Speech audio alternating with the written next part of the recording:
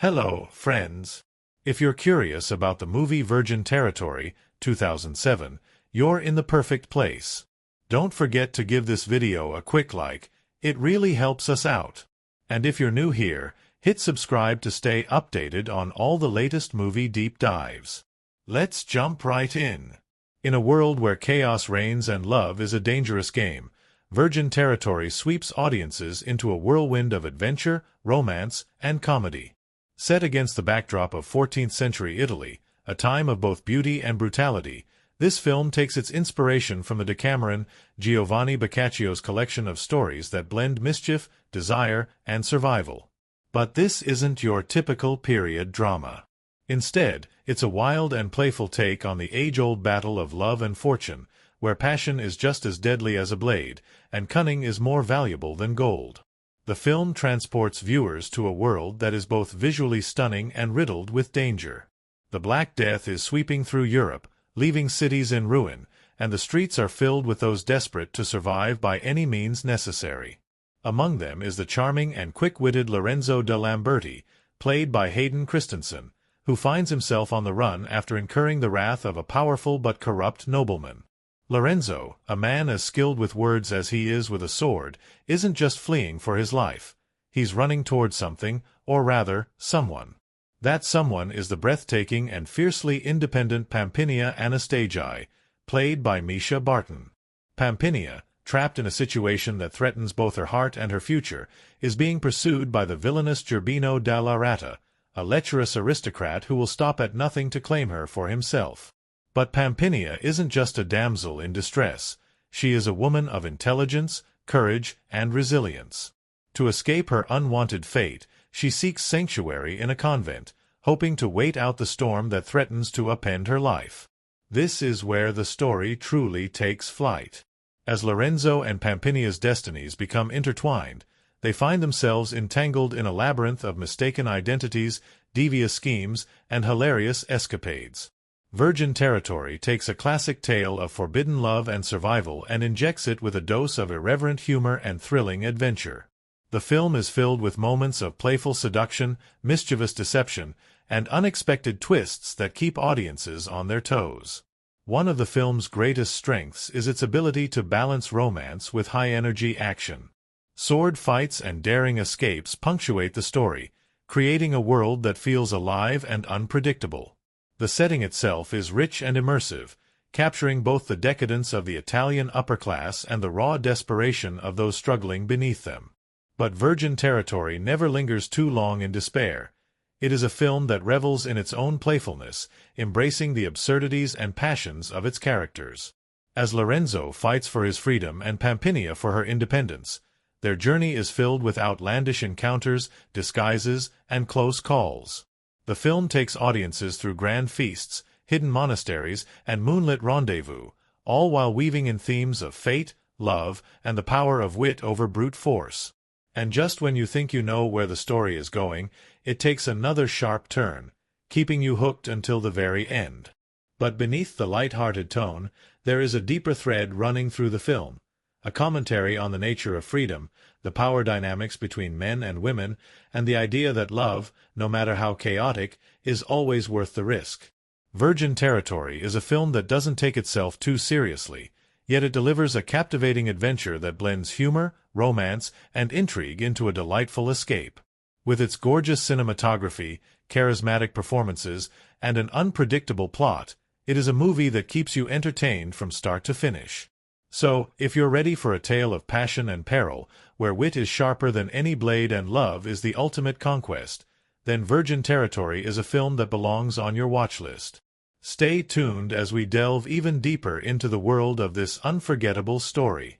The story unfolds in the breathtaking landscapes of 14th century Italy, a time of immense beauty but also profound turmoil.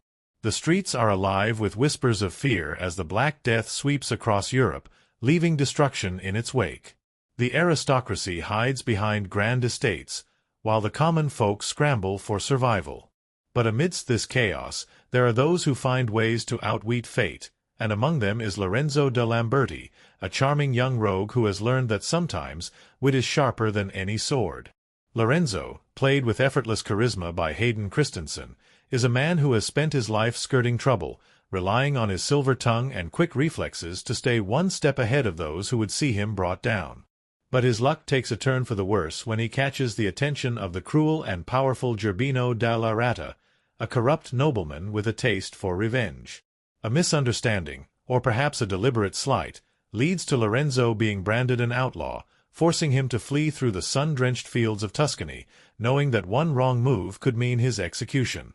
At the same time, in a world far removed from Lorenzo's daring escapades, Pampinea Anastasii, the radiant and fiercely independent noblewoman played by Mischa Barton, finds herself trapped in a predicament of her own. With the plague claiming lives across the city, her father's sudden death leaves her without protection, vulnerable to the greed and ambition of those who seek to control her fate. Among them is none other than Gerbino della Rata, who sees Pampinea's loss as his golden opportunity. With her family gone and no powerful allies left, he claims her as his future bride, declaring that she has no choice but to submit to his will, but Pampinea refuses to be a pawn in anyone's game. Instead of surrendering to a marriage she detests, she devises a plan to escape the clutches of her unwanted suitor. Disguising herself, she seeks refuge in a convent, a place where she can bide her time until she finds a way to reclaim her freedom. But fate, it seems, has a wicked sense of humor, for her path and Lorenzo's are about to cross in the most unexpected way. Lorenzo, on the run and in desperate need of a safe place to hide, stumbles upon the very convent where Pampinea has taken refuge. What should have been a sanctuary of peace and quiet quickly turns into a den of mischief and confusion. Unbeknownst to him, Pampinea is already there, carefully maintaining her disguise among the nuns. But Lorenzo, ever the opportunist, sees the convent as a golden opportunity, a place to lay low while figuring out his next move.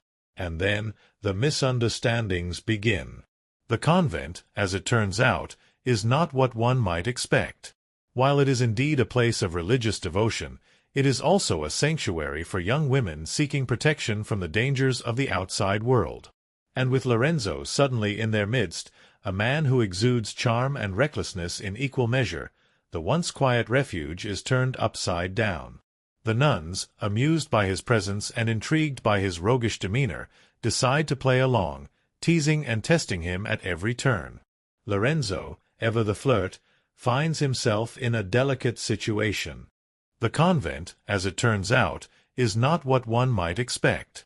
While it is indeed a place of religious devotion, it is also a sanctuary for young women seeking protection from the dangers of the outside world.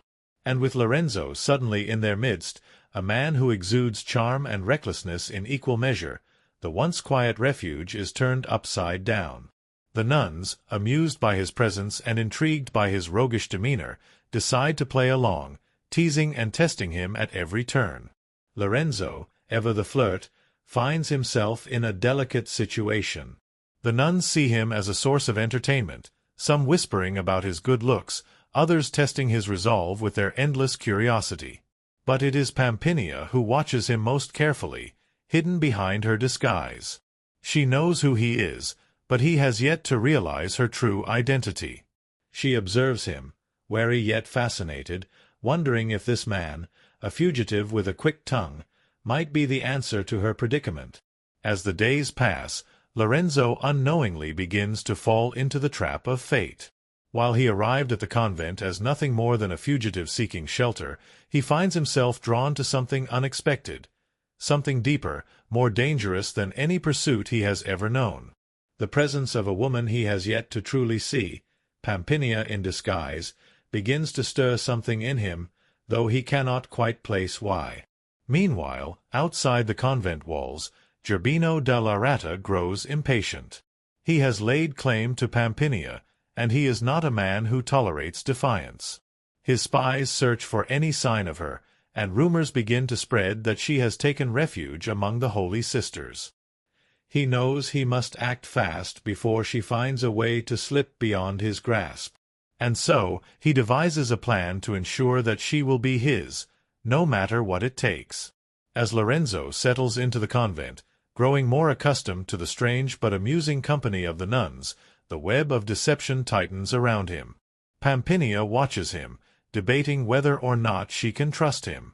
She knows she cannot stay hidden forever. Eventually, she will have to make a choice, face her destiny alone or take a risk on the charming outlaw who has unexpectedly entered her world. And just when it seems that things might settle into a game of mistaken identities and quiet longing, everything changes. News arrives that Gerbino is closing in. The convent is no longer safe. Pampinea is faced with a choice: reveal herself to Lorenzo and ask for his help, or try to escape on her own. The tension builds, the walls close in, and in one fateful moment, secrets are revealed, alliances are tested, and the chase truly begins. What follows is a breathtaking escape filled with disguises, near misses, and heart-pounding encounters that will push Pampinea and Lorenzo to their limits. As they run through the streets of Italy, weaving between merchants, thieves, and soldiers, they realize that they are now bound together by fate. But can Lorenzo, the charming rogue, truly be trusted? And will Pampinea, the noble woman determined to carve her own path, be able to resist the undeniable pull between them? With Gerbino della Rata closing in and danger lurking around every corner, the stakes have never been higher. Their journey has only just begun, and the road ahead is filled with surprises, betrayals, and the ultimate question: is love worth the risk when everything else is on the line? As the chase intensifies and the dangers multiply, Pampinea and Lorenzo must navigate a world where deception is as common as the plague, and where true love is the most dangerous gamble of all. Their fates are about to collide in ways neither of them ever expected. And the adventure? It's only just beginning. The sun hovers low over the rolling hills of Tuscany as Pampinea and Lorenzo race against time, their destinies entwined by fate and circumstance. The once serene convent, which had served as their temporary sanctuary, is no longer safe. Gerbino della Rata is closing in, and his men are scouring the countryside in search of his runaway bride. What was once a playful game of mistaken identities and stolen glances has now turned into a desperate bid for survival.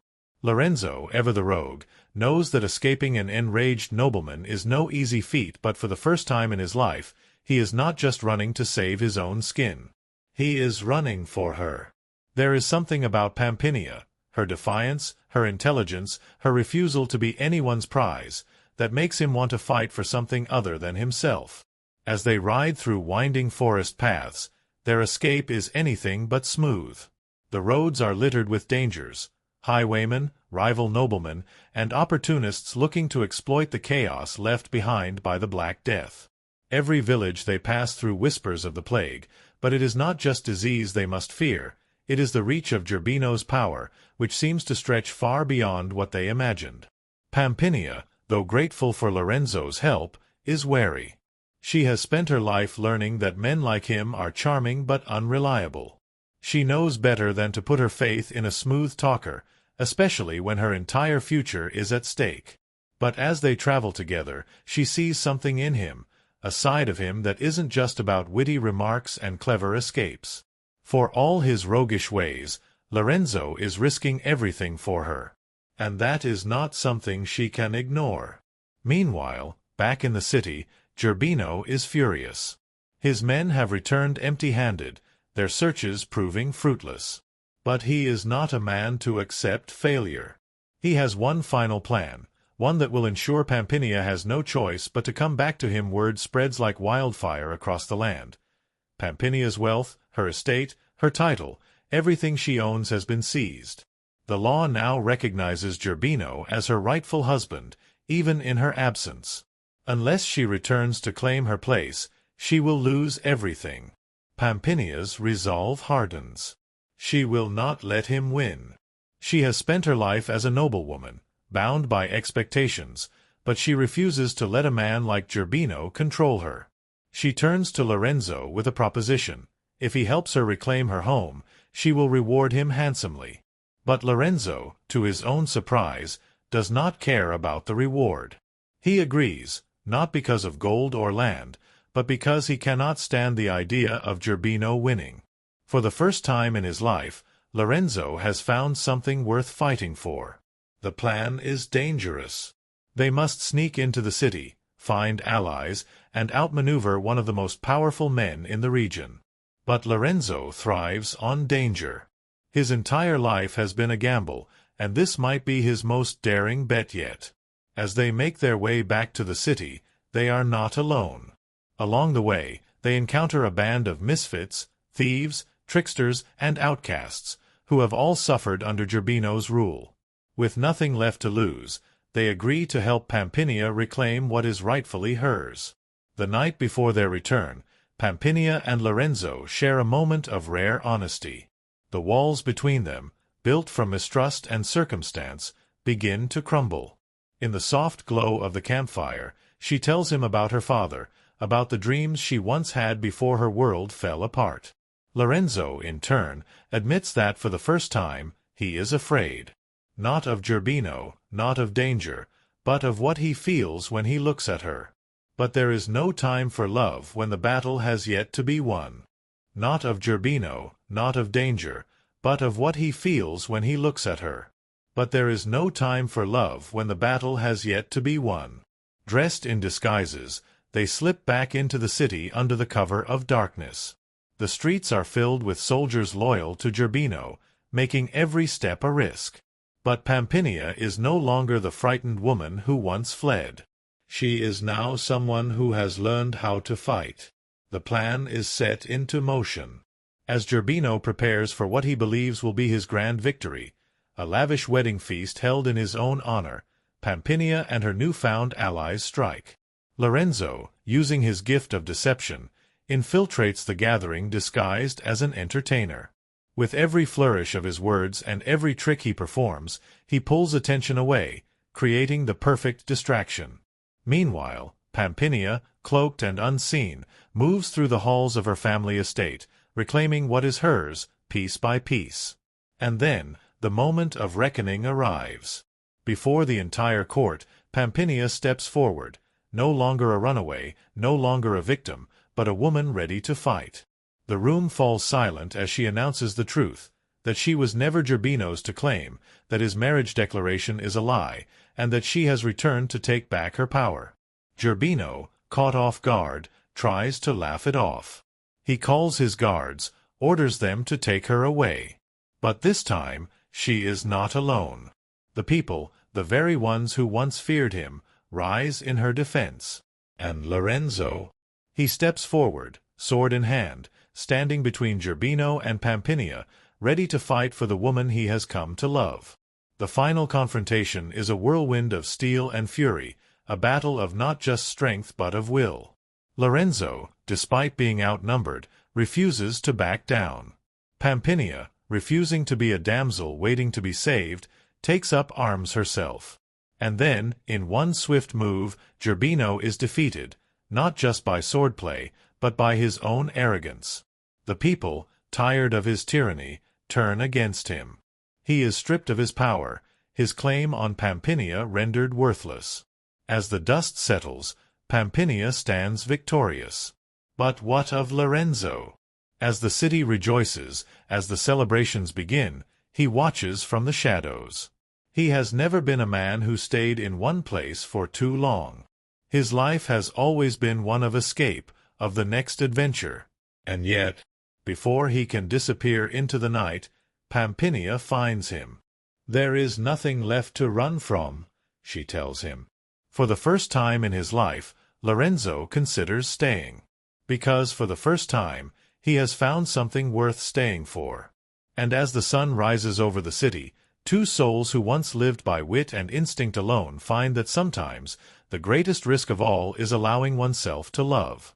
And with that, their story, a tale of danger, deception, passion, and fate, comes to its breathtaking conclusion.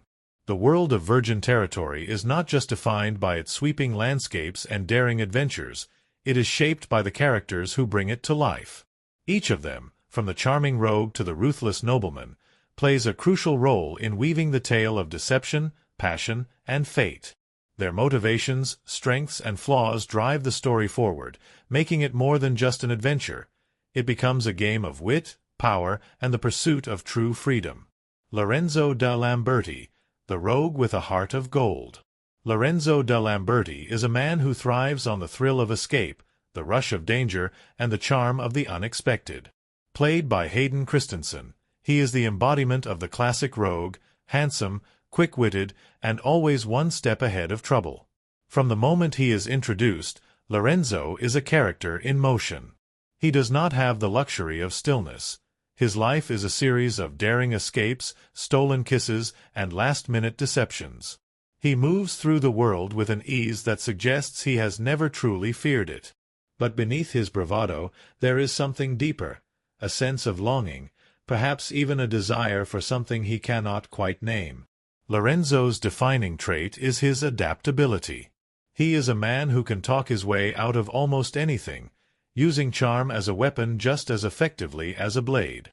In a world ruled by power and deception, he is a survivor, not because of strength, but because of his ability to think faster than those who seek to capture him.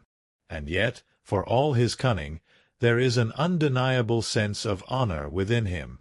When he stumbles into the convent, it is not just an amusing diversion, it becomes the turning point of his journey. There, he meets Pampinea, a woman who challenges him in ways he never expected. For the first time, he is drawn into something larger than his own survival. He is not just running to escape the wrath of a nobleman, he is fighting for something that actually matters.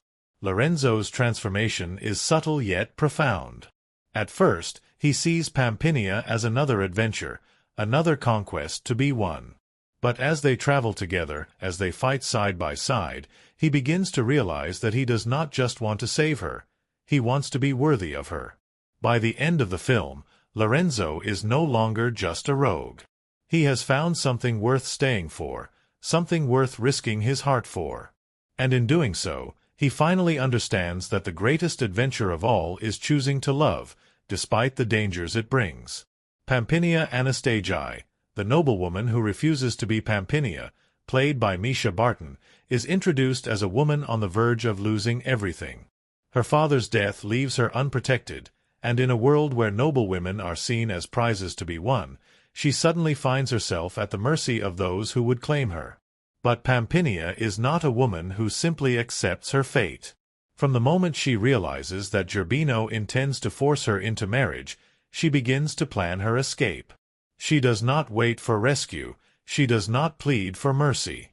She takes matters into her own hands, choosing to hide in a convent rather than surrender to a life she does not want. Her intelligence and independence make her one of the most compelling characters in the film. She is not reckless like Lorenzo.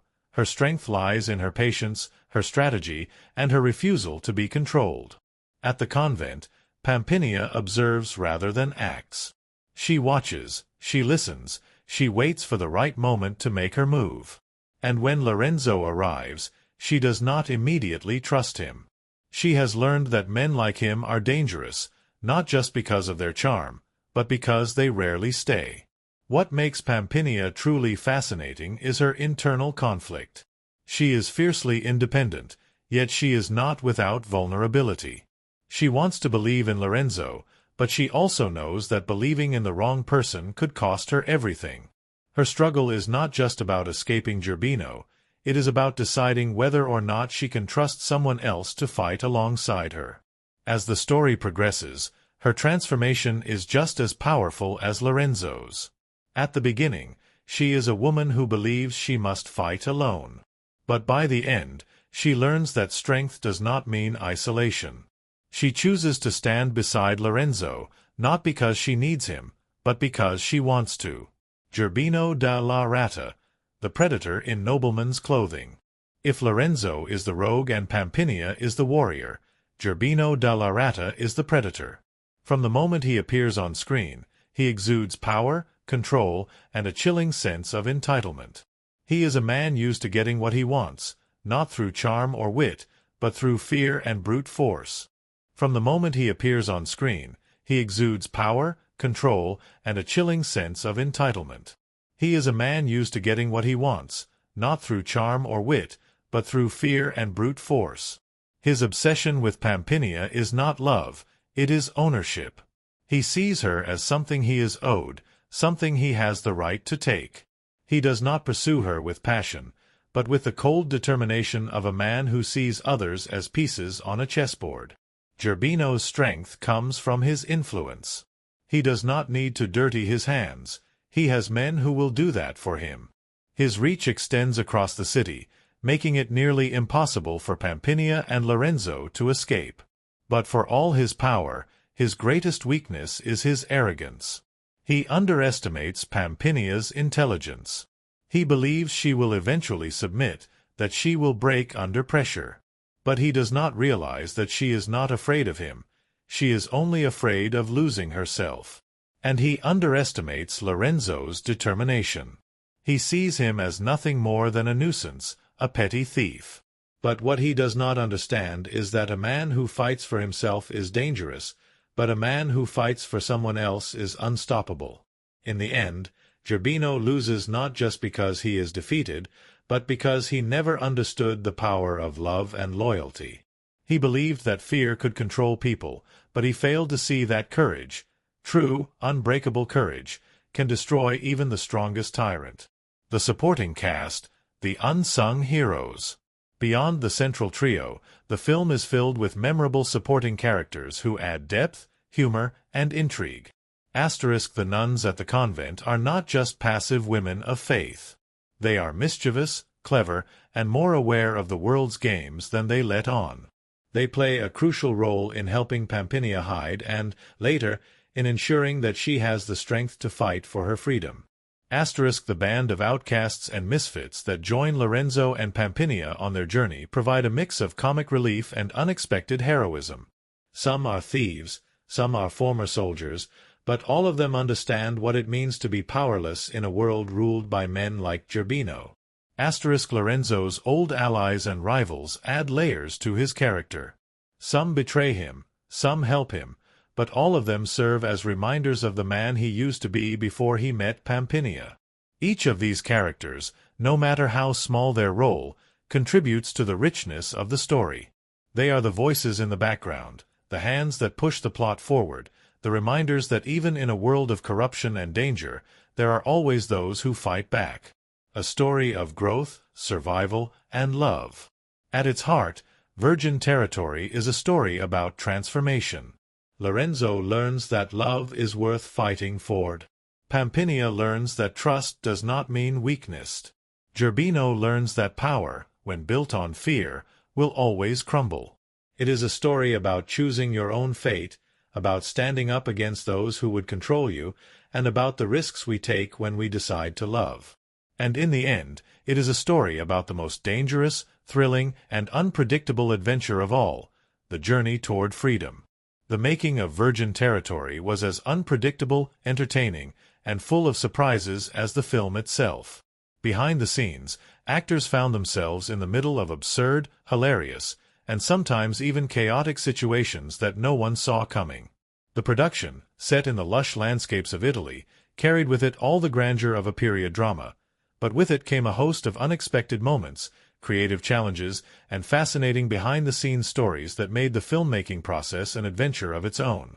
From unusual casting decisions to wild improvisations, bizarre mishaps, and unexpected encounters with history, the making of Virgin Territory is filled with strange and delightful trivia that adds another layer of charm to this already playful film.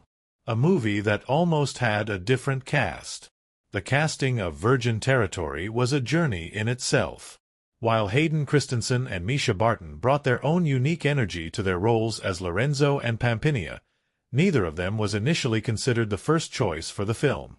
In the early stages of development, the producers reportedly had a completely different leading man in mind for the role of Lorenzo. Names like Heath Ledger and James Franco were thrown into discussions, as they both had the charm and charisma to embody the roguish adventurer. However, scheduling conflicts and creative differences led the studio to land on Christensen, who had just finished working on Star Wars: Revenge of the Sith. For Mischa Barton, the transition from modern teen dramas like The O.C. to a historical romance adventure film was a major shift. Many fans were surprised when she took on the role, but her presence added a modern edge to Pampinea, making the character feel more relatable. What makes the casting even stranger is that at one point, the studio considered making the film a musical. Yes, a full-fledged musical. There were rumors that the film could have had singing and dancing sequences, but this idea was scrapped early on. Filming in Italy was as complicated as it was beautiful. The movie was filmed entirely in Italy, with many of its stunning locations being real historical sites. The producers wanted the setting to be as authentic as possible, so they opted to shoot in Tuscany, Florence, and the surrounding countryside. However, this decision came with some unexpected challenges. Many of the buildings and streets used in the film were hundreds of years old, meaning the crew had to be extremely careful about what they could and couldn't do. No major structures could be altered, no heavy equipment could damage the cobblestone streets, and every set piece had to be designed in a way that blended seamlessly into the existing architecture. At one point, the production accidentally knocked over an old stone fountain while setting up a scene. The crew panicked, thinking they had just destroyed a piece of Italian history. Luckily, it turned out that the fountain had already been in disrepair, and the damage was minor, but for a few minutes there was sheer panic on set. Even the weather played tricks on the filmmakers. One of the biggest issues during production was dealing with unpredictable rainstorms.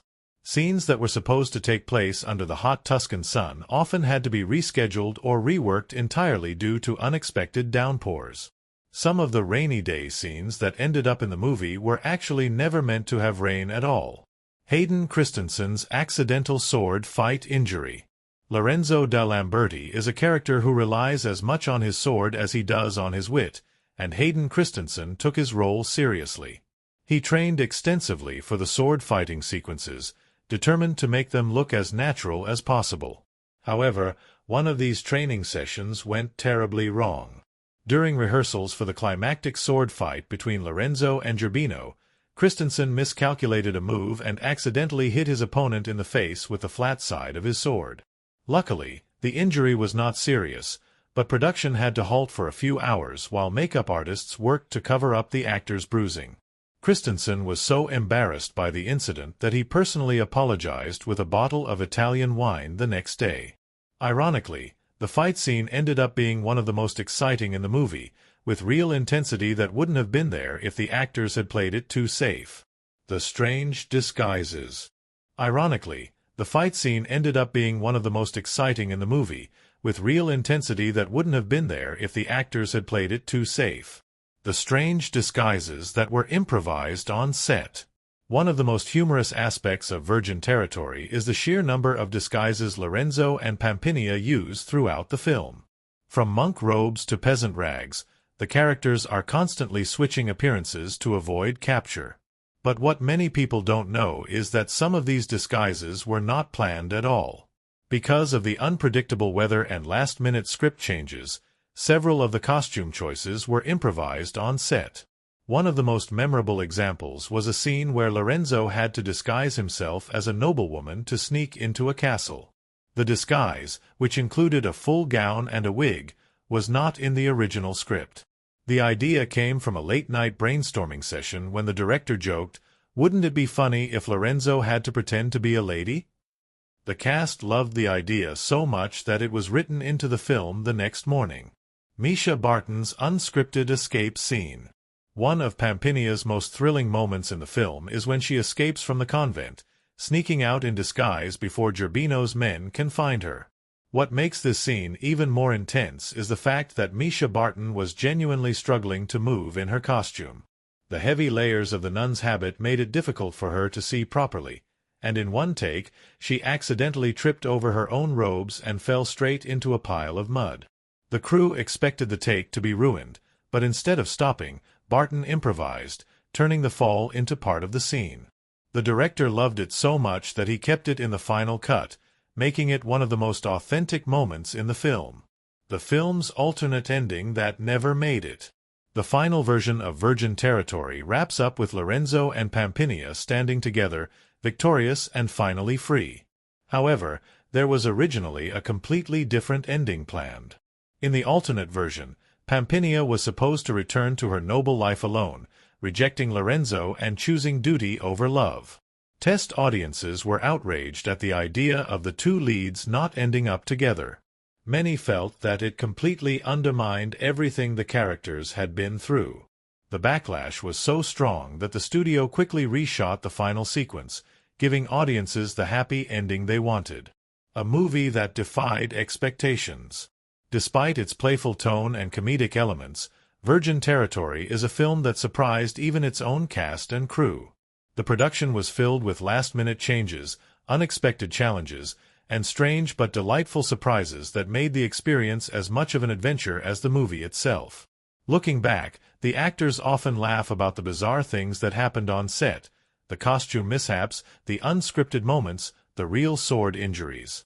But in the end, all of those elements added to the charm of the film. Because Virgin Territory was never meant to be just another historical drama. It was meant to be an unpredictable, wild, and entertaining ride through love, danger, and adventure. And in that sense, both on-screen and behind the scenes, it succeeded beyond anyone's expectations. The film Virgin Territory may present itself as a light-hearted adventure set against the backdrop of the Black Death, but beneath its playful exterior lies a film that plays with deeper themes of survival, power, deception, and love. While the movie is often categorized as a romantic adventure comedy, its critical perspective reveals a more layered and sometimes contradictory narrative, one that simultaneously embraces and challenges traditional storytelling tropes. The opening escape, a reflection of power and class struggles. One of the earliest moments in the film that sets the tone for its themes of freedom and deception is Lorenzo's escape from Gerbino dalla Ratta's men. At first glance, this sequence appears to be an exciting chase scene. Lorenzo, the quick-witted rogue, running from authority, using his agility and wit to outmaneuver those who seek to capture him. However, looking at it critically, this scene is more than just a thrilling escape. It is a direct commentary on the imbalance of power during this period. Lorenzo is not being pursued for any crime of violence, nor has he committed any great betrayal. His offense is merely being on the wrong side of a powerful man. This event establishes one of the film's strongest underlying themes. Power is often arbitrary, and those who wield it do not need justifiable reasons for their actions. Throughout history, the nobility controlled the fate of those beneath them, and justice was often dictated by status rather than morality. The fact that Lorenzo's only weapon against his pursuers is his wit and cunning reflects a reality that many lower-class individuals faced during the Middle Ages. The only way to survive in a world where power is unbalanced is to be smarter, faster, and more adaptable than those who hold authority. Lorenzo's escape is, therefore, more than just an action scene. It is a representation of rebellion against unchecked power. Pampinea's choice to hide. Women and autonomy in a restrictive Pampinea's decision to disguise herself and hide in a convent is another moment that carries more weight than it initially appears. In a film that frequently revels in its comedic tone and romantic entanglements, Pampinea's story stands as a direct representation of the struggles faced by women during this time. She is a noblewoman, yet her position offers her little protection. Upon her father's death, she is immediately seen as a commodity rather than an individual. Gerbino does not court her, he claims her. The society around her does not ask for her opinion, they assume she must marry. Her wealth, her home, even her freedom, all are controlled by men who believe they have a right to dictate her fate. Her choice to escape into the convent is not just about avoiding marriage, it is about preserving her autonomy in a world that denies it to her. But the irony of this decision is striking. She chooses a convent, a place where women retreat when they wish to remove themselves from society's expectations. Yet even here, she must hide behind a disguise. This suggests that for women of her status, there is no true freedom, only carefully crafted illusions of it. Her story raises an important question. Is she truly making a choice, or is she simply choosing the lesser of two evils? This theme of women's limited agency within patriarchal systems is not unique to Virgin Territory, but the film plays with it in a way that forces audiences to consider the weight of Pampinea's situation. The role of deception and disguise, a world where truth is a liability. One of the most persistent elements of Virgin Territory is the use of disguise, deception, and role-playing. Lorenzo pretends to be a monk to evade capture. Pampinea disguises herself as a nun to escape an unwanted marriage. Several side characters take on false identities to manipulate situations in their favor. This theme of deception is not just a plot device, it is a survival mechanism. The world of virgin territory is one in which truth is dangerous, and those who rely on honesty are often at a disadvantage. Critically, this suggests a cynical view of medieval society, one where morality and justice are fluid concepts, easily reshaped by those with enough wit or power to bend the rules. In the case of Lorenzo, his use of deception is playful but necessary. His entire survival depends on his ability to talk his way out of trouble. For Pampinea, however, her deception is a burden rather than a game. She hides not for amusement, but for safety. Her disguise is not a mask she wears for fun. It is a shield against a world that refuses to let her be in control of her own fate. Through these characters, Virgin Territory presents two very different experiences of deception, one that is empowering and one that is a sign of oppression. The Black Death, a background threat that mirrors corruption. The setting of Virgin Territory takes place during the height of the Black Death, yet interestingly, the plague is rarely at the forefront of the film. Instead, it lingers as an invisible force, a quiet reminder of the instability of the world in which these characters live. But why set the film during such a devastating period if the plague itself does not play a major role? The answer lies in symbolism. The Black Death was not just a disease, it was a catalyst for social upheaval, a force that changed the structure of European society. It exposed the weaknesses of those in power, shattered illusions of divine protection, and forced people to question authority. In many ways, the political corruption in the film mirrors the chaos of the plague. Just as the Black Death wiped out populations indiscriminately, corruption in the film destroys lives without justice. Just as the plague showed no mercy to rich or poor, power in this world is dictated by greed rather than fairness. Just as the people in history had to adapt to survive, the characters in Virgin Territory must use deception and wit to outmaneuver those in control. The plague, then, becomes a silent backdrop that reinforces the film's main themes: uncertainty, injustice, and the fragile nature of power. The final confrontation, a challenge to the idea of happily ever after. As the film reaches its climax, Pampinea stands against Gerbino, declaring that she is not his to own. This moment is significant for several reasons. It is the first time Pampinea actively fights back against her oppressor, rather than simply avoiding him. It is a direct rejection of the belief that women's fates must be decided by men. It is a rare moment in a romantic adventure film where the heroine's victory does not depend solely on the hero. However, this is also where the film takes a more traditional turn. While Pampinea reclaims her freedom, her victory is still shared with Lorenzo. In one sense, this solidifies the film's romantic nature. It is, after all, a love story. But critically, it also suggests that even in a world where women fight for autonomy, love is still presented as the ultimate resolution. Does this diminish Pampinea's independence? Or does it suggest that love and choice are not mutually exclusive? The answer depends on how one views the film's core message.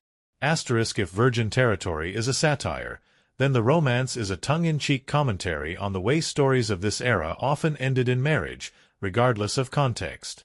If it is a genuine adventure story, then Pampinea's ending is a happy one, because she made the choice on her own terms.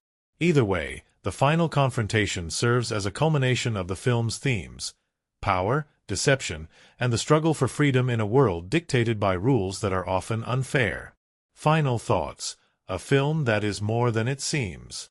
At first glance, Virgin Territory may appear to be a simple romantic adventure. But upon closer analysis, it is a film that explores power, identity, and survival in ways that are both playful and thought-provoking. It is a movie where truth is a weapon, love is a risk, and freedom is always worth fighting for. The making of Virgin Territory was an adventure in itself, filled with unexpected challenges, last-minute improvisations, and moments of pure cinematic magic. From its stunning Italian locations to the chaos of medieval-inspired sword fights, the production process was anything but ordinary. The film, which blends romance, comedy, and action in a historical setting, required a delicate balance of authenticity and playful exaggeration. And while the story on screen is filled with daring escapes, hidden identities, and grand betrayals, what happened behind the scenes was just as fascinating. Bringing 14th-century Italy to life. The location, one of the film's biggest strengths, is its breathtaking visuals, which transport audiences to a time of grand castles, sprawling vineyards, and lively medieval streets. Unlike many historical films that rely heavily on studio sets and CGI enhancements, Virgin Territory was filmed on location in Italy, making use of real historical sites to enhance the authenticity of its setting. However, filming in Italy came with its own set of challenges. Many of the locations were centuries old, meaning the crew had to be extremely careful not to damage any historical landmarks. Transporting equipment through narrow medieval streets proved to be a logistical nightmare. Some locations were so inaccessible that camera gear had to be carried by hand for long distances. Certain historical sites had strict filming restrictions. The crew had to work around these rules, sometimes having to adjust entire scenes to accommodate the limitations. One particularly challenging location was a monastery used for the convent scenes. While perfect for the film's aesthetic, the monastery's strict silence policy meant that even the cast and crew had to whisper between takes. This made for a surreal experience, a chaotic film production happening in complete silence. The costume mishaps that became comedy gold. A film set in the 14th century requires meticulously designed costumes, and the wardrobe team for Virgin Territory worked tirelessly to create lavish gowns, rugged tunics, and historically inspired disguises. However, costume dramas always come with a unique set of challenges, and this film was no exception. Many of the period costumes were made with heavy fabrics that were authentic to medieval times but completely impractical for shooting in the summer heat of Italy. Actors often found themselves overheating, leading to frequent breaks just so they could cool off between takes. The nun habits used in the convent scenes were so restrictive that some of the actresses struggled to move properly. Mischa Barton, in particular, had difficulty running in her disguise, leading to several accidental falls, one of which was so convincing that it was kept in the final cut of the film. During one particularly dramatic horseback chase scene, Hayden Christensen's costume tore at the seams, forcing the crew to pause production and quickly stitch it back together. Since the fabric was delicate, every fast movement risked ruining the outfit again. Ironically, one of the most memorable costume choices in the film wasn't even planned. The disguise Lorenzo wears to sneak into the nobleman's castle, a full noblewoman's gown, was a last-minute addition, inspired by an offhand joke made by the costume designer. The scene ended up being one of the most entertaining moments in the film. The unpredictability of filming sword fights. Action and romance go hand in hand in Virgin Territory, and the sword-fighting sequences were among the most ambitious scenes to shoot. The goal was to create fights that were both exciting and slightly comedic, reflecting the film's tone. However, swordplay is notoriously difficult to choreograph, and even more difficult to execute without injuries. Before filming, the actors underwent weeks of training in sword fighting. Hayden Christensen, in particular, took his role seriously, practicing extensively to make Lorenzo's moves look effortless. However, even with training, mistakes were inevitable. During one of the major duels, Christensen accidentally hit his opponent a little too hard with the flat side of his blade, leaving a visible bruise. Though the injury was minor, the production had to pause briefly while the actor recovered. Another challenge came during a choreographed fight set in a candle-lit banquet hall. The scene required precise timing and controlled movements, but one unexpected factor threw everything into chaos. The heat from the candles melted part of the set, causing one of the wooden props to collapse mid-fight. A sword accidentally knocked over a table of food, leading to an unplanned food fight moment between the actors. One actor's shoe slipped on spilled wine, nearly taking down an entire row of extras. Rather than reshooting the entire scene, the director embraced the unpredictability, incorporating some of the chaos into the final cut. The improvised moments that made the film better. One of the reasons Virgin Territory feels so lively and spontaneous is because many of its best moments were completely unscripted. Lorenzo's playful interactions with the nuns? Many of those lines were improvised on set, with Hayden Christensen playing off the actress's reactions. Pampinea's exasperated sigh when Lorenzo flirts too much? Not originally in the script. Mischa Barton broke character for a moment, but the reaction was so authentic that the director kept it in. A scene where Lorenzo accidentally knocks over a pile of books in the convent? That was a real mistake. Christensen lost his balance, sending the books flying, but the reaction from the cast was so genuinely funny that it was left in. The chemistry between the actors allowed for a level of natural comedy that made the film feel less like a stiff historical drama and more like a playful adventure. The alternate scenes that never made it. Every film has scenes that get left on the cutting room floor, and Virgin Territory was no exception. A longer version of the opening chase sequence was originally planned, with Lorenzo escaping through multiple city streets before hiding in the convent. However, the scene was cut for pacing reasons. A more dramatic confrontation between Pampinea and Gerbino was filmed, where she publicly humiliates him at the banquet before Lorenzo arrives. Test audiences found it too serious for the film's tone, so it was removed. A scene where Lorenzo and Pampinea share a quiet moment in the countryside, revealing more about their pasts, was cut simply due to time constraints. While these scenes didn't make it into the final movie, they offer a glimpse into how the film could have taken a slightly different direction. A production filled with surprises. Filming Virgin Territory was a blend of challenges, unexpected hilarity, and true cinematic magic. The combination of historical authenticity, elaborate costumes, and unpredictable action sequences made it a project where no 2 days were the same. The cast and crew embraced the chaos, making the best of every setback and turning unplanned moments into some of the most memorable parts of the film. Looking back, the actors often describe the experience as one of the most unpredictable but fun productions they have ever worked on. From melted props to last-minute script changes, Virgin Territory was a film that defied expectations at every turn. And perhaps that is what makes it so unique. It is not just a movie, it is an experience, both on screen and behind the scenes. It is a film that revels in its own absurdity, where even the accidents became part of the adventure. In the end, Virgin Territory was not just about bringing the past to life, it was about embracing the unexpected, finding humor in chaos, and making history feel alive in the most unpredictable ways possible. The world of Virgin Territory is a vibrant, visually rich playground where adventure, romance, and mischief unfold against the stunning landscapes of medieval Italy. Every cobblestone street, grand estate, and sun-drenched countryside plays a role in immersing the audience into a time of opulence, danger, and reckless desire.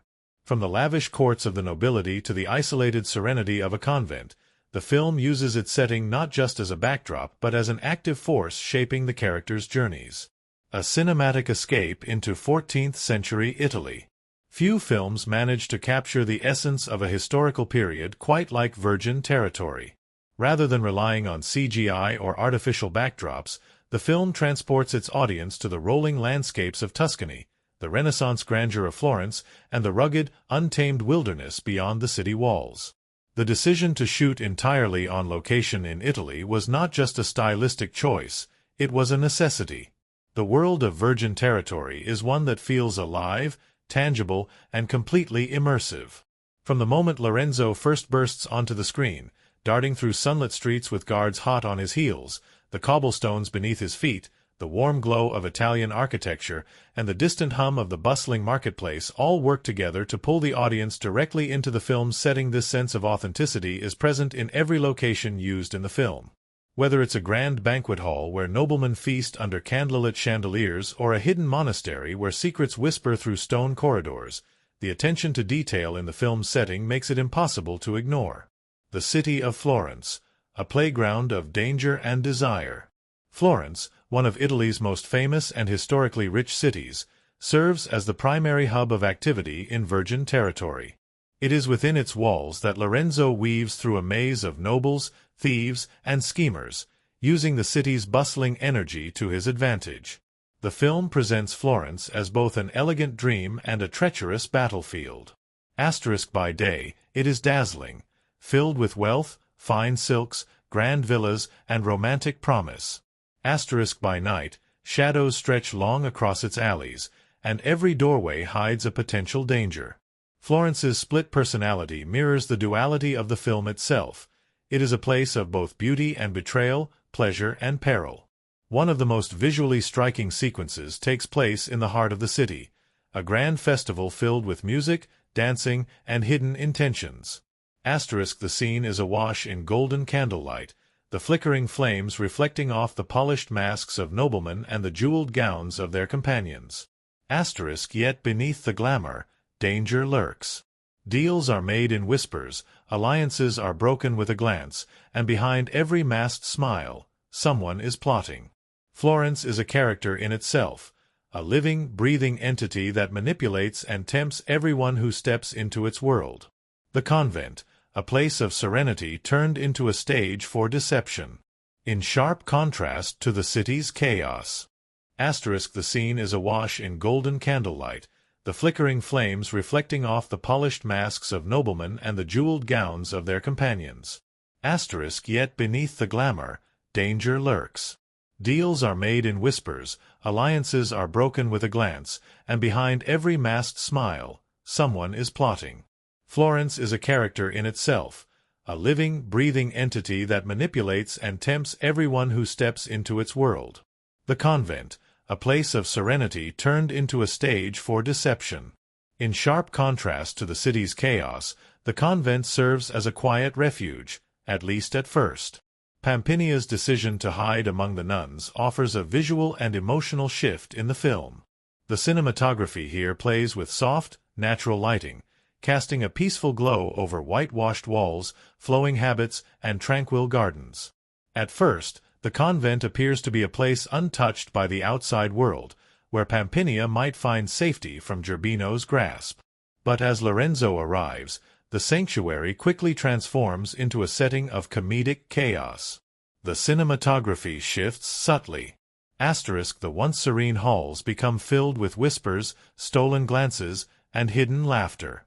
Light-hearted camera movements track Lorenzo's attempts to blend in, capturing the contrast between his rogue-like nature and the disciplined environment of the convent.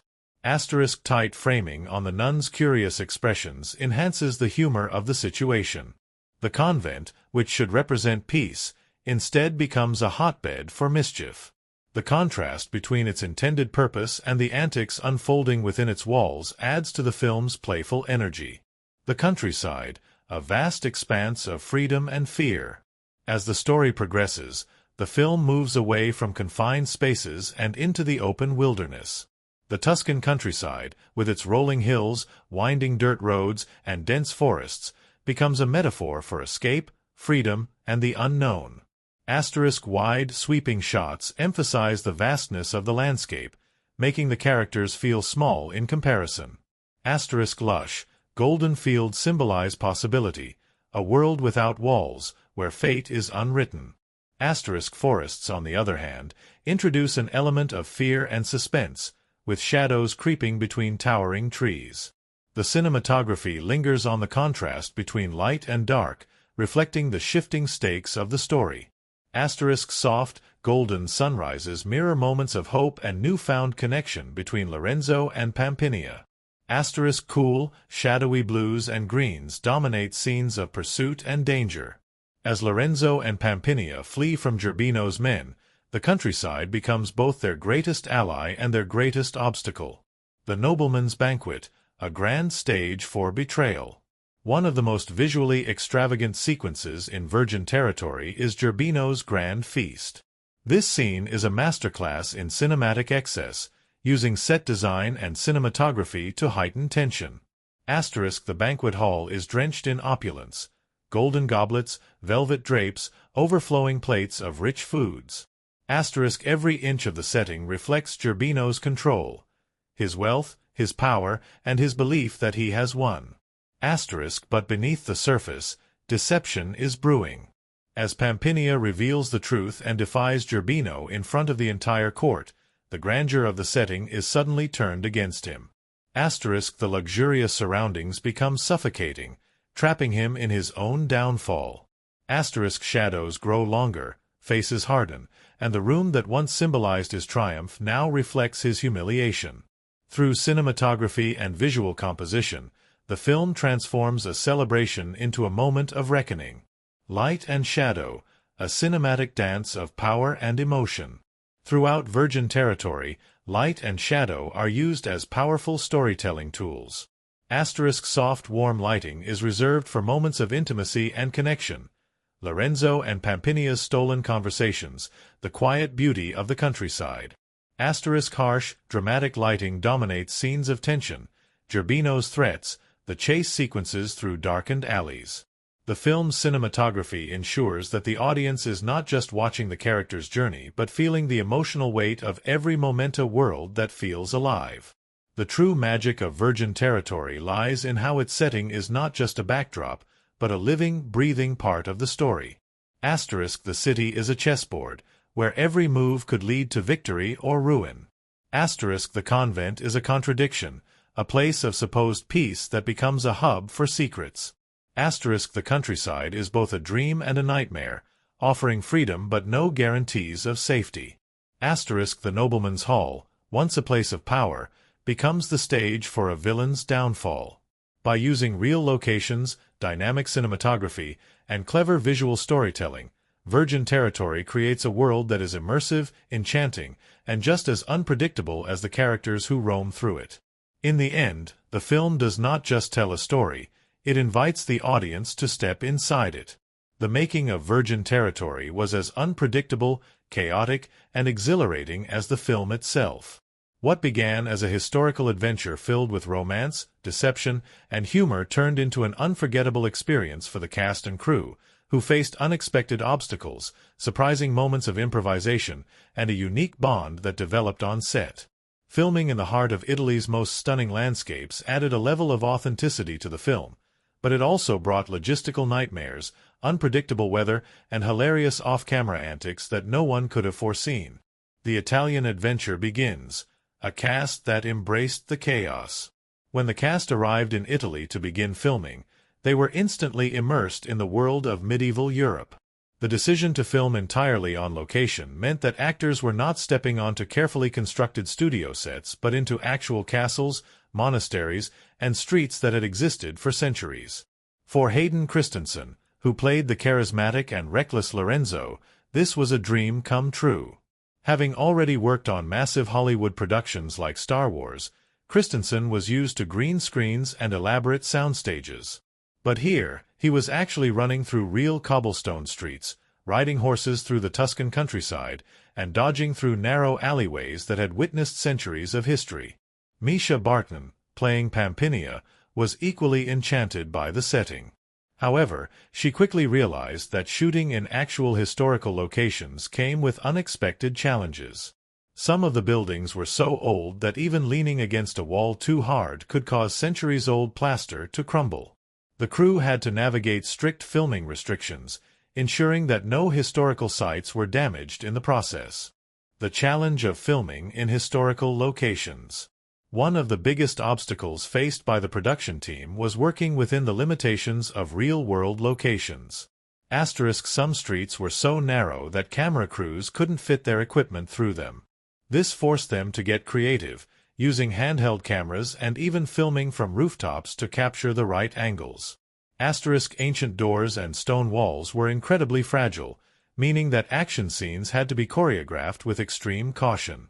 Electricity was limited in some locations, leading to unplanned delays and occasional power outages.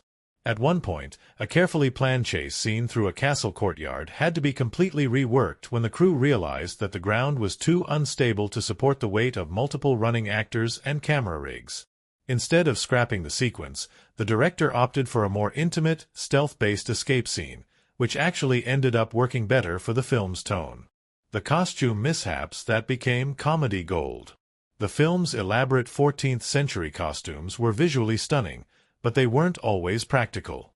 The long flowing gowns, heavy fabrics, and ornate armor pieces may have looked beautiful on screen, but behind the scenes, they caused a series of unexpected and often hilarious challenges. Hayden Christensen frequently tripped on his own cloak during action sequences. His costume was designed for elegance, not speed, and it became a running joke on set that Lorenzo was more in danger of falling over than getting caught by the guards. Mischa Barton's nun disguise was so restrictive that she had trouble breathing during certain takes. The headpiece was originally too tight, leading to moments where she had to take deep breaths between scenes just to stay comfortable. One actor playing a nobleman got stuck in his armor for over an hour. The clasps on his metal chest plate malfunctioned, and the crew had to use a pair of pliers to pry him free. Despite the struggles, these wardrobe mishaps led to some of the most memorable bloopers. The behind-the-scenes footage is filled with actors tripping, sleeves getting caught on doors, and entire costume pieces falling apart mid-scene. The unexpected weather that changed everything. Filming in Italy meant working with unpredictable weather, and no one anticipated how much of a challenge this would become. A massive rainstorm shut down production for an entire day. The cast and crew were preparing to film a romantic scene in the Tuscan countryside when thunderclouds rolled in and turned the location into a muddy disaster. Rather than wasting time, the director decided to improvise, using the storm to add dramatic tension to the scene. The extreme heat caused several props to melt. Candles used for lighting in nighttime scenes collapsed into puddles of wax before the cameras could roll, forcing the crew to replace them with battery-operated alternatives. The wind nearly ruined a crucial moment. In one of the climactic scenes, Pampinea dramatically unveils herself in front of Gerbino, declaring her independence.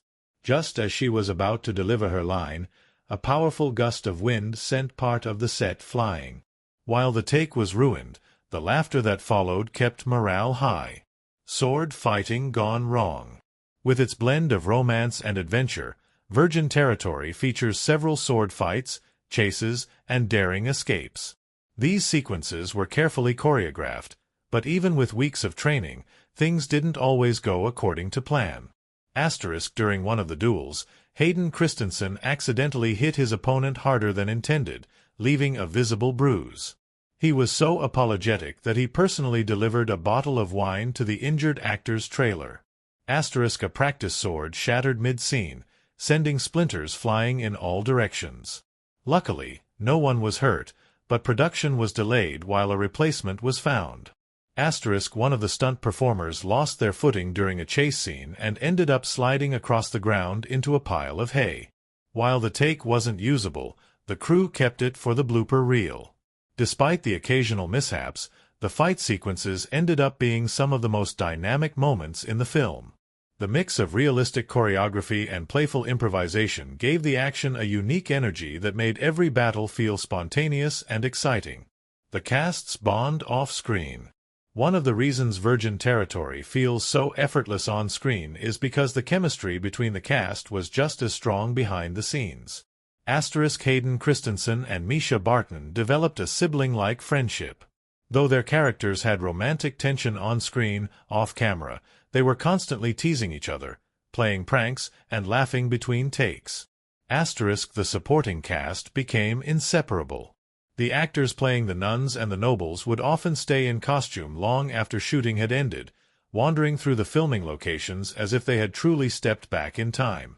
The director encouraged improvisation, leading to some of the film's funniest moments being completely unscripted.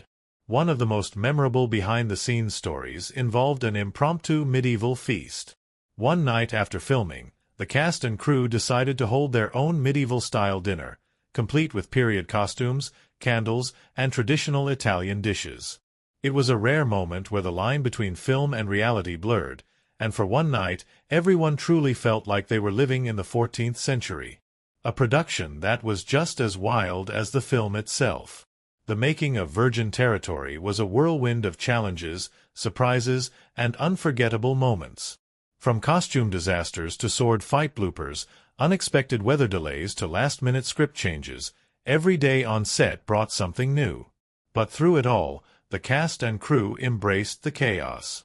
They laughed through the mishaps, adapted to every curveball, and in the end, delivered a film that was just as fun and unpredictable as the experience of making it. Looking back, the actors often say that Virgin Territory was not just a movie, it was an adventure. And perhaps that is why, despite its light-hearted tone, the film has an undeniable energy that makes it feel alive. Because behind the romance, behind the action, behind every twist and turn, there is the real story of a cast and crew who threw themselves fully into the madness and came out the other side with something truly special. The production of Virgin Territory was not just a film shoot. It was a full-fledged adventure filled with unpredictable moments, incredible camaraderie, and the occasional catastrophe. Every day on set brought a new challenge, whether it was a wardrobe malfunction, a stunt gone wrong, or a completely unplanned moment that ended up making the final cut. But through it all, the cast and crew embraced the chaos, creating a film that, despite its playful tone, required serious effort to bring to life. A medieval world brought to life, the immersive experience of filming on location. From the start, the filmmakers wanted Virgin Territory to feel as authentic as possible. That meant shooting in real locations rather than relying on green screens or artificial sets. The rolling hills of Tuscany, the grand palaces of Florence, and the winding streets of medieval villages all became crucial elements of the film's visual storytelling. The cobblestone streets were uneven and tricky to navigate, making chase scenes even more challenging than expected. Hayden Christensen, known for his smooth action sequences in Star Wars, found himself tripping more often than he liked on the unpredictable terrain. Filming in real villages meant dealing with local onlookers. Some townspeople, fascinated by the production, would unknowingly wander into the frame. In one case, an elderly Italian man on a bicycle appeared in the background of a supposedly medieval street, forcing the entire take to be scrapped. Despite these challenges, the payoff was immense. The realism of the settings gave Virgin Territory a texture that no studio set could replicate.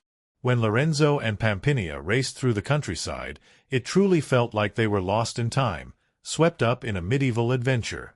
The cast's off-screen friendships that made on-screen chemistry unstoppable. One of the reasons Virgin Territory works so well is because the cast genuinely enjoyed working together. The playful, flirtatious energy that fills the film was not just acting. It was a reflection of the real-life friendships that developed on set. Hayden Christensen and Mischa Barton quickly formed a close bond. While their characters had romantic tension on-screen, off-camera, they developed a sibling-like dynamic, full of teasing and practical jokes. The supporting cast, including the actors playing the mischievous nuns, became inseparable. When they weren't filming, they would stay in costume and wander through the Italian countryside, truly embracing the medieval world they were portraying. Tim Roth, who played the villainous Gerbino della Rata, surprised everyone with his off-screen humor. Despite playing the film's primary antagonist, he was constantly making jokes, breaking character between takes, and keeping the cast in stitches. One night, after a long day of filming, the entire cast and crew gathered for a medieval-themed dinner. They dined by candlelight, eating traditional Italian dishes and drinking wine from goblets, fully immersing themselves in the world of the film. For that one evening, the line between the movie and reality blurred, and everyone felt like they had truly stepped back in time. The unscripted moments that became legendary. Some of the most memorable moments in Virgin Territory were completely unplanned. The film's light-hearted nature meant that the director encouraged improvisation, allowing actors to react naturally to unexpected situations. In one scene, Lorenzo was supposed to sneak through a banquet undetected. However, during filming, Hayden Christensen accidentally knocked over a table full of goblets, sending them crashing to the floor. Rather than cutting the scene, the director decided to keep the moment, adding an extra layer of comedy as Lorenzo scrambled to recover. Mischa Barton's most dramatic confrontation with Tim Roth was supposed to be calm and measured. However, in the heat of the moment, she delivered her lines with such fiery intensity that the entire room fell silent. The raw emotion in her voice was so powerful that it ended up becoming one of the most striking moments in the film. A horse refused to cooperate during a chase scene. Instead of galloping dramatically as planned, it decided to casually wander off in the opposite direction. The crew was in hysterics, and the actors could barely keep straight faces. Though the take wasn't usable, it became one of the funniest behind-the-scenes bloopers. The difficulties of shooting period action sequences. Action sequences in virgin territory were carefully choreographed, but they didn't always go as planned. Sword fights required weeks of training. Despite their best efforts, actors would occasionally miss their marks, leading to real bruises and minor injuries. Hayden Christensen accidentally got hit on the wrist during a duel scene. Though not seriously hurt, he had to wear an ice pack between takes. A runaway horse nearly derailed an entire sequence. During a high-speed chase, one of the horses suddenly got spooked and took off in the wrong direction, dragging an actor along with it. Luckily, no one was harmed, but the crew had to take extra precautions after that. Despite these challenges, the action sequences ended up being some of the most thrilling parts of the film. The combination of well-choreographed fights and spontaneous energy made every scene feel alive, dangerous, and unpredictable. The final banquet scene, a production nightmare turned triumph. One of the most visually stunning moments in the film is the final banquet scene, where Pampinea publicly confronts Gerbino. This scene was a massive undertaking. The set was filled with elaborate decorations, from golden goblets to towering candelabras. Over 100 extras were dressed in period-accurate costumes, creating the illusion of a truly grand event. Live animals, including peacocks and trained falcons, were brought in to add authenticity. However, filming this sequence was a logistical nightmare. The candles burned too quickly, forcing the crew to constantly replace them. One of the peacocks refused to stay in place, repeatedly wandering into shots where it didn't belong. A minor fire broke out when a candle tipped over onto a decorative tapestry, causing momentary panic. Despite the difficulties, the final result was breathtaking. The grand banquet scene became one of the film's standout moments, filled with tension, betrayal, and unexpected twists. A production that became a real-life adventure. Looking back, the cast and crew agree that making Virgin Territory felt like living inside a medieval adventure. From sword fights to unexpected storms, unpredictable animals, and last-minute improvisations, every day brought something new. The film may be a light-hearted tale of romance and mischief, but behind the scenes, it was a test of creativity, adaptability, and perseverance.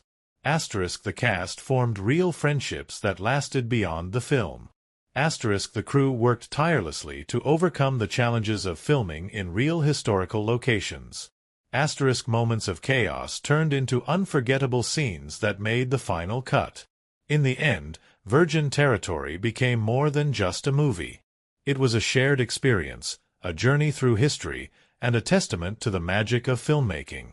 Even years after its release, those who worked on it remember not just the film itself, but the wild, unpredictable adventure of bringing it to life. And perhaps that is the true heart of Virgin Territory, a film made with passion, laughter, and an unshakable sense of fun. The heart of Virgin Territory lies not just in its romance, humor, and adventure, but in the deeper themes woven into its narrative. Beneath the playful disguises, the sword fights, and the chaotic chases, the film carries messages about power, deception, freedom, and the choices we make in the pursuit of love and destiny. While it may appear on the surface to be a light-hearted medieval romp, a closer look reveals that Virgin Territory uses its setting and characters to explore universal struggles that have existed throughout history: identity, autonomy, and the battle between control and freedom. The theme of deception, survival through disguise. From the very first scene, Virgin Territory establishes itself as a world where deception is not just a tool but a necessity for survival. Lorenzo de Lamberti, the charming rogue, constantly relies on deception to evade capture.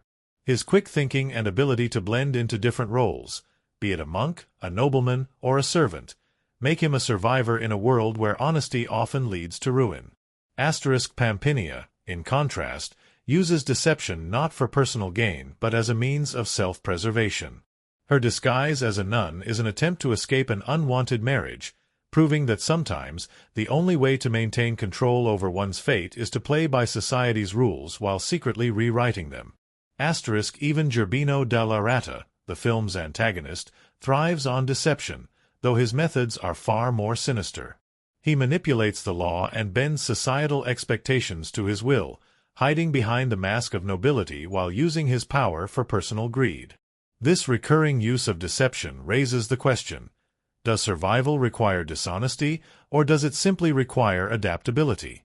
Lorenzo's deception is playful yet necessary, a reminder that those without power must often rely on cunning rather than brute force. Pampinea's deception is desperate yet strategic, reflecting the limited choices available to women in a male-dominated world. Gerbino's deception is calculated and ruthless, illustrating how power is often maintained through illusion rather than truth. Ultimately, Virgin Territory suggests that deception is neither inherently good nor bad, it is simply a tool, wielded differently by those who use it. Freedom versus control. The fight for autonomy. Another central theme of the film is the struggle between freedom and control, particularly in relation to class and gender.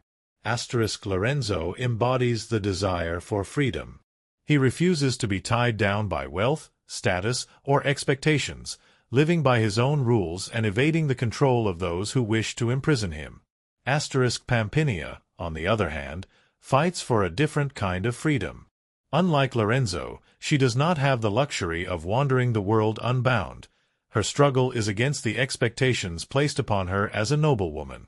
Society sees her as a possession, a woman whose fate is to be decided by men, whether it be through marriage or inheritance. Gerbino represents control in its most oppressive form. He believes that because Pampinea's father is gone, she must belong to him. To him, power is about ownership, and freedom is something that only the strong can afford. The film's climax, where Pampinea takes a stand against Gerbino, claiming her own destiny instead of letting it be dictated to her, is not just a personal victory. It is a symbolic moment for every character who has fought to carve their own path in a world that seeks to control them. The contrast between Lorenzo's free-spirited life and Pampinea's constrained existence makes their romance even more compelling. When they finally come together, it is not because Lorenzo has saved her or because she has surrendered to love. It is because they have each found someone who understands their desire for freedom in a world that constantly tries to take it away. The role of fate and destiny. Is love written in the stars? The question of fate versus choice is ever present in Virgin Territory. Lorenzo and Pampinea's meeting feels like destiny, two people from different worlds brought together by chance, or perhaps something more. Pampinea's prearranged marriage to Gerbino is positioned as a cruel twist of fate, something she is powerless to change unless she takes action herself. Every time Lorenzo escapes a dangerous situation, it seems as if luck, or fate, is on his side. But as the story progresses, the film leans not on the idea of destiny controlling people, but on people taking control of their own destinies. Pampinea does not wait for fate to decide for her. She runs, she fights, she chooses. Lorenzo does not rely on luck alone. He adapts, he strategizes, he evolves. Even the way the film ends reinforces this theme. Love does not come as a divine decree, it is a decision, a conscious choice to defy the odds. Symbolism in the film, visual and narrative layers. Beyond its themes, Virgin Territory also uses symbolism in subtle yet impactful ways. The convent, a false sanctuary. When Pampinea enters the convent, it is meant to represent a place of safety, a retreat from the outside world. But instead of finding peace, she finds deception, desire, and the inescapable influence of society. The convent is a symbol of how institutions meant to protect people often serve as cages instead. Pampinea does not find salvation there. She finds another kind of confinement, forcing her to realize that true freedom cannot come from hiding. The banquet scene, a stage for power and betrayal. The grand banquet where Gerbino expects to finalize his marriage to Pampinea is a visual representation of power and excess. The towering chandeliers, the overflowing plates, the extravagant outfits, all are symbols of wealth and authority. The food itself becomes a symbol of indulgence and control. Gerbino feasts while believing he has won, unaware that he is about to lose everything. When Pampinea reveals the truth and reclaims her freedom, the very setting that once symbolized Gerbino's power becomes the place of his downfall. By using the banquet hall as both a stage for dominance and destruction, the film turns wealth and excess into symbols of fleeting control. The forest and countryside, a world without rules. Throughout Virgin Territory, the contrast between civilization and nature is striking. Florence, with its towering buildings and rigid social structure, represents the constraints placed on individuals. The countryside, wild and untamed, represents freedom, but also unpredictability. Whenever Lorenzo and Pampinea are in the city, they are bound by the expectations and rules of their world. It is only when they escape into the countryside that they are truly free to be themselves. The film visually reinforces this theme by using wider, more open camera shots when the characters are outside the city, emphasizing the vastness of the world beyond society's reach. The final message, a celebration of love, freedom, and rebellion.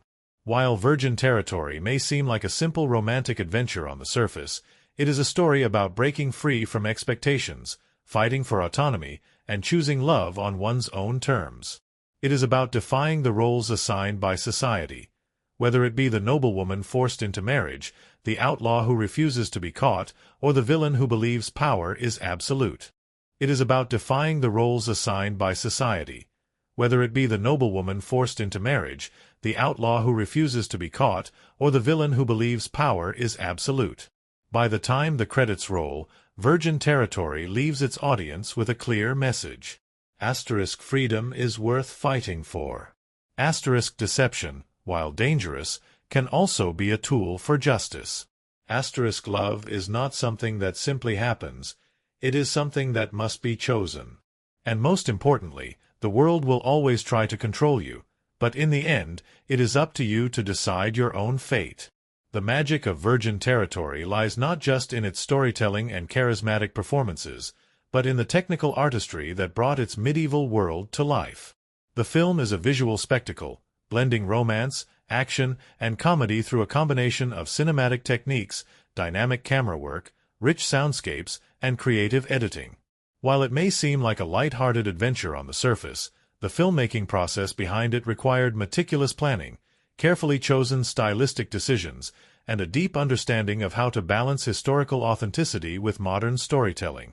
From the sweeping landscapes of Italy to the intimate candlelit halls of a nobleman's palace, every shot, every cut, and every sound cue in Virgin Territory was designed to immerse audiences into a world of deception, desire, and danger.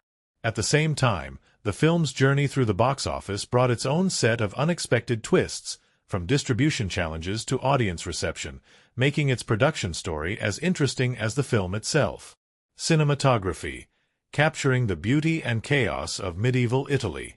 One of the most striking elements of Virgin Territory is its visual richness. Shot entirely on location in Italy, the film had the unique advantage of using real historical settings rather than relying on artificial sets or excessive CGI. The grandeur of Florence's architecture, the vast countryside, and the imposing castles created a sense of authenticity that few period films achieve.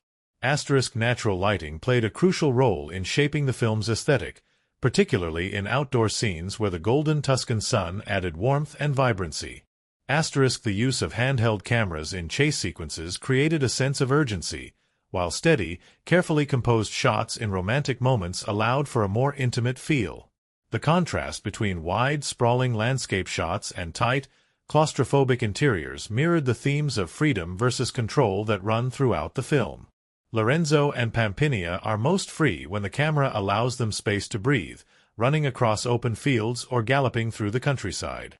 In contrast, the close-up, dimly lit halls of Gerbino's world reflect his suffocating grip over those he seeks to control. One of the most visually powerful moments in the film comes during the banquet scene, where Pampinea confronts Gerbino. The camera movements shift from fluid, luxurious tracking shots to tighter, more intense close-ups, signaling a change in power dynamics. The cinematography here subtly emphasizes Pampinea's reclaiming of her autonomy. As she gains control of the situation, the camera stops following Gerbino's movements and instead focuses on her unwavering strength. Editing. Balancing comedy, action, and romance. The pacing of Virgin Territory is key to its effectiveness. Editing plays a crucial role in ensuring that the film seamlessly blends humor, adventure, and romance without feeling disjointed. Quick cuts and fast transitions during chase scenes enhance the sense of urgency, keeping audiences engaged in Lorenzo's endless escapes. Slower, lingering shots during romantic moments allow tension and chemistry to build naturally between characters. Sudden jump cuts in comedic sequences heighten the absurdity, often emphasizing characters' reactions for added humor. One particularly clever use of editing occurs in the convent scenes, where Lorenzo tries, and fails, to maintain his disguise. The rapid cutaways between the nuns' suspicious glances, Lorenzo's panicked expressions, and the exaggerated movements of those around him create a rhythmic, almost slapstick-like humor that keeps the audience entertained. The film's final confrontation, where Gerbino's power is ultimately dismantled, is edited in a way that mirrors a game of strategy rather than brute force.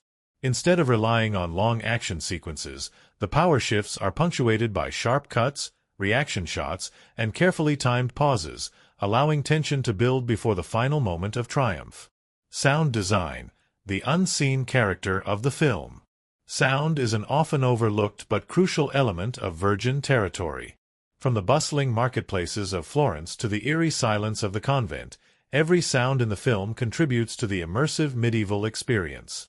The film's opening sequence immediately establishes its world through layers of sound, a mix of distant church bells, lively street vendors, the clinking of armor, and the faint rustle of fabric as noblewomen pass by. The sound of horses' hooves on cobblestone adds a rhythmic pulse to chase scenes, creating a heightened sense of movement and energy. During intimate moments, the absence of background noise emphasizes whispers, stolen breaths, and the tension between characters.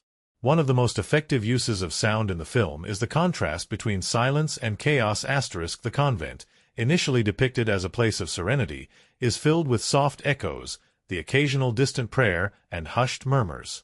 However, when Lorenzo arrives, the silence is frequently broken by bursts of laughter, mischief, and unintended chaos.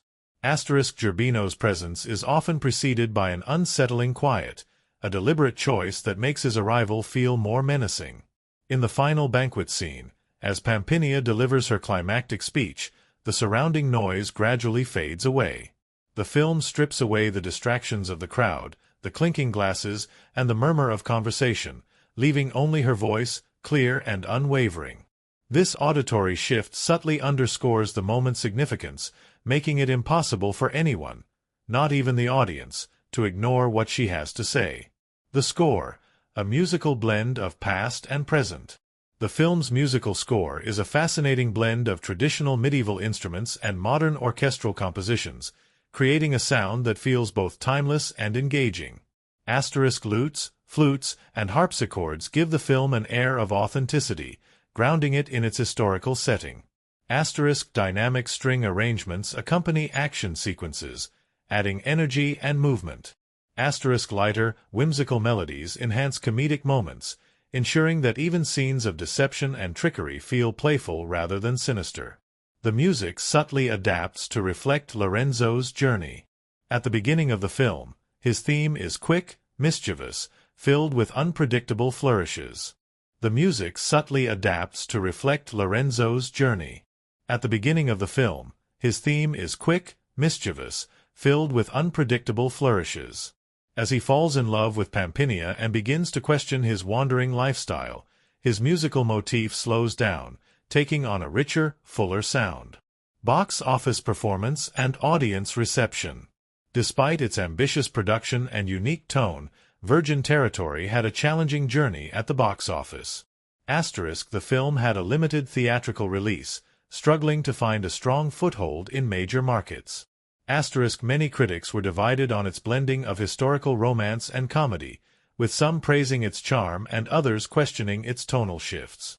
The film found a second life through home media and streaming, where audiences who missed it in theaters discovered its playful energy and period setting. One of the reasons the film struggled in its initial release was its marketing. The trailers and promotional materials leaned heavily into its romantic and comedic elements, but downplayed the adventure and action, which could have drawn in a wider audience. However, over time, the film gained a cult following, particularly among fans of period films looking for something that didn't take itself too seriously. A cinematic experiment that left its mark. While Virgin Territory may not have been a box office giant, its filmmaking techniques set it apart from more traditional period dramas. Its reliance on real locations gave it a visual authenticity that many similar films lack. Its playful use of sound, music, and editing made it a dynamic experience rather than a slow-paced historical epic. Its unique balance of humor, romance, and action ensured that every scene had an energy that kept audiences engaged. Ultimately, Virgin Territory is a film that embraced the unexpected. From its creative cinematography to its dynamic score, every technical element was carefully crafted to enhance the sense of adventure, romance, and rebellion that defined its story. Even years after its release, it remains a testament to the power of filmmaking to transport audiences to another world, not just through story, but through every visual, sound, and moment carefully woven together to create an experience that lingers long after the credits roll. The art of filmmaking is more than just pointing a camera at actors and capturing their performances. It's about crafting a world, shaping emotions, and guiding the audience through an immersive experience. Virgin Territory may appear to be a playful, light-hearted period adventure, but behind the scenes, its production involved meticulous attention to detail, innovative techniques, and artistic choices that made it visually engaging, emotionally compelling, and narratively seamless. Every frame, every sound, and every transition in the film was deliberately designed to enhance the story's themes, emphasize its characters' struggles, and immerse the audience in a world where love, power, and deception are constantly at play. The process of bringing this film to life required a deep understanding of cinematography, editing, sound design, and the art of blending genres in a way that felt both timeless and entertaining. Yet, despite its carefully crafted filmmaking techniques, Virgin Territory faced an uphill battle at the box office. While some audiences embraced its unique take on medieval storytelling, others were left uncertain about where it fit within the larger landscape of period films. However, in the years since its release, the film has gained a loyal following, proving that even films that struggle commercially can leave a lasting impact on those who connect with them. The power of cinematography, creating a medieval fairy tale. One of the most striking elements of Virgin Territory is its visual storytelling. The cinematography captures not just the beauty of medieval Italy, but also the emotions and struggles of its characters. Through carefully composed shots, dynamic camera movements, and a masterful use of lighting, the film creates an atmosphere that blends romance, adventure, and humor into one seamless experience. Natural landscapes and expansive shots. Freedom versus confinement. The sweeping landscapes of Tuscany, rolling green fields, and medieval villages serve as more than just a backdrop. They symbolize freedom, adventure, and the unknown. In contrast, tight, enclosed spaces, such as the dimly lit convent, the grand halls of noble estates, and the narrow alleyways of Florence, create a sense of entrapment, reinforcing the theme of control versus autonomy. The film's opening chase scene, where Lorenzo dashes through the crowded streets of Florence, is filmed with fast-paced, handheld camera work, making the audience feel the urgency of his escape. Later, when Pampinea and Lorenzo are alone in the countryside, the camera opens up, using wide shots to emphasize their freedom from societal constraints. The interplay between wide-open landscapes and enclosed, restrictive spaces visually mirrors the characters' struggles. Lorenzo, who thrives on freedom, is often filmed in dynamic, moving shots that reflect his restless spirit, while Pampinea, forced into a world of rigid expectations, is frequently framed in tight, static compositions, until she begins to take control of her destiny. Editing, pacing, transitions, and the balance of comedy and action. Editing plays a crucial role in ensuring that Virgin Territory maintains its playful energy while seamlessly blending different tones. The film is an unusual mix of historical drama, romantic adventure, and comedic farce, and the way it's cut together helps create a unique rhythm that keeps the audience engaged. Quick cuts for action and suspense. During Lorenzo's many escapes and fight sequences, the editing relies on rapid cuts, jump cuts, and cross-cutting techniques to heighten the tension. In the banquet scene, as Pampinea exposes Gerbino's lies, the editor alternates between wide shots of the shocked crowd and tight close-ups of Gerbino's changing expressions, amplifying the drama of the moment.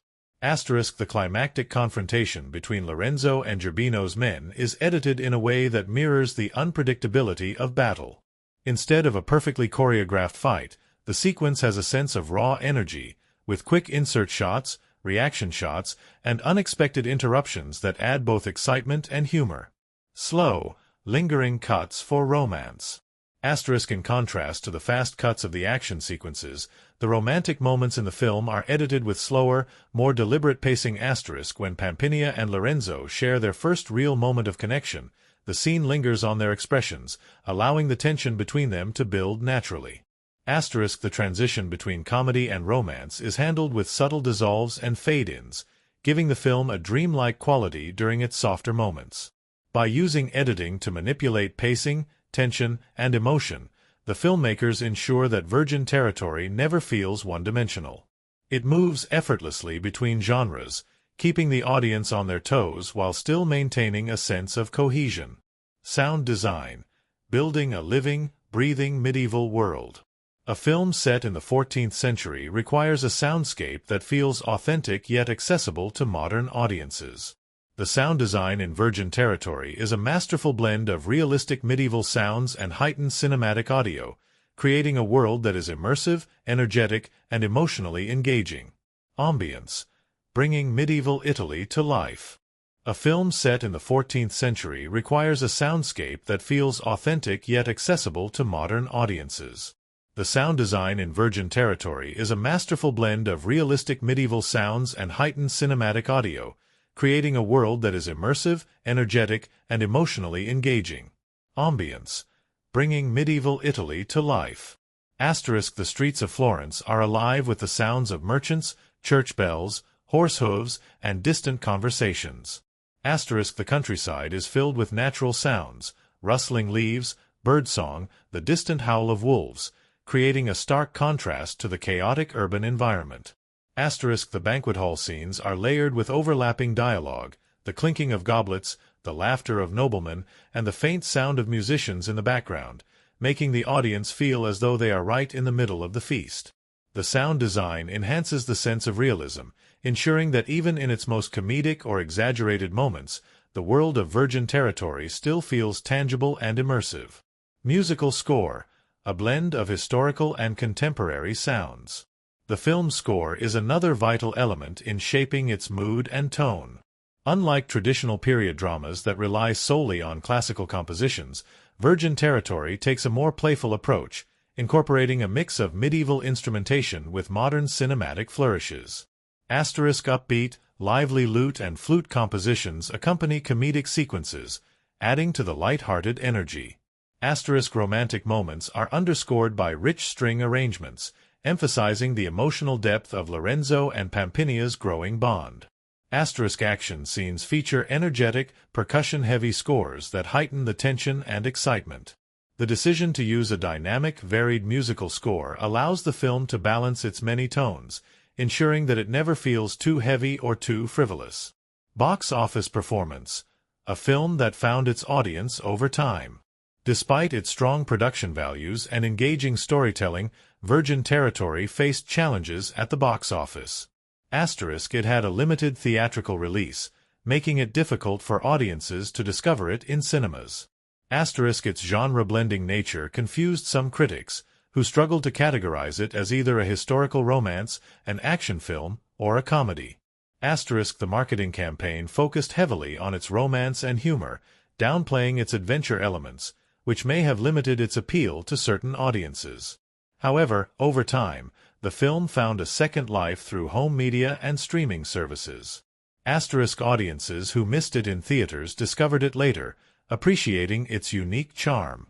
Fans of period films looking for something fun and unconventional embraced its blend of humor and adventure.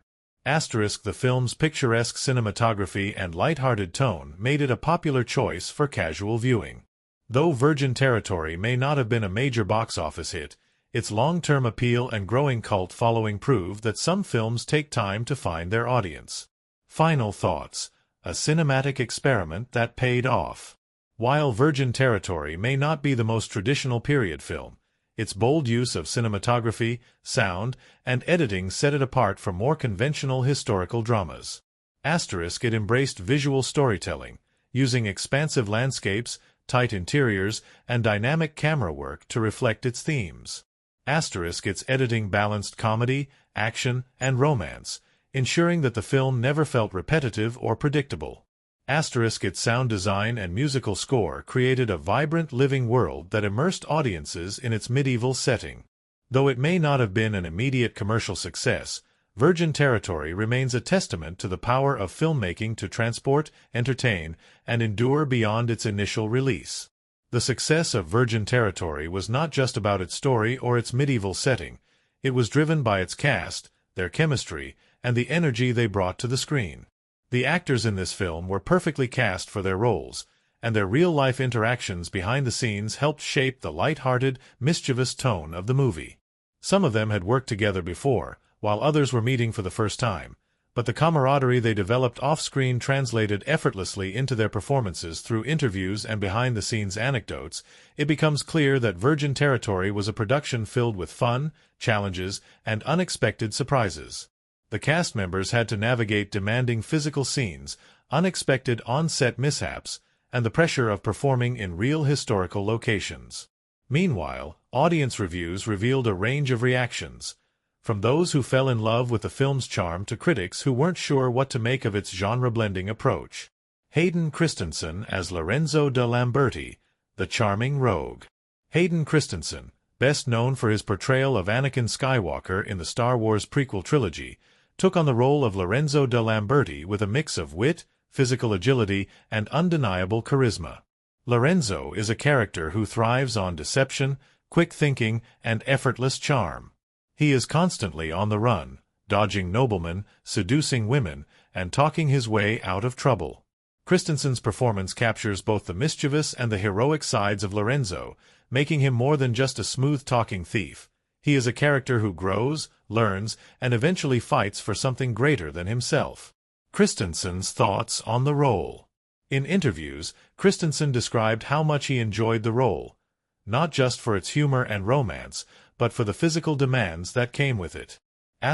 Lorenzo is always moving.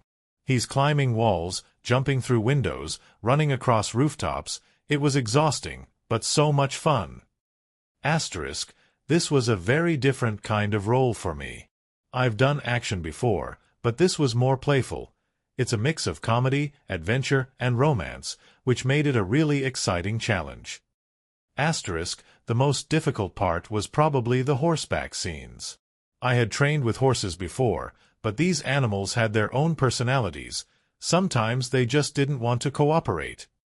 Behind the scenes, Christensen was known for his pranks and light-hearted attitude. Other cast members frequently mentioned his ability to keep everyone laughing, even during long and exhausting days of filming.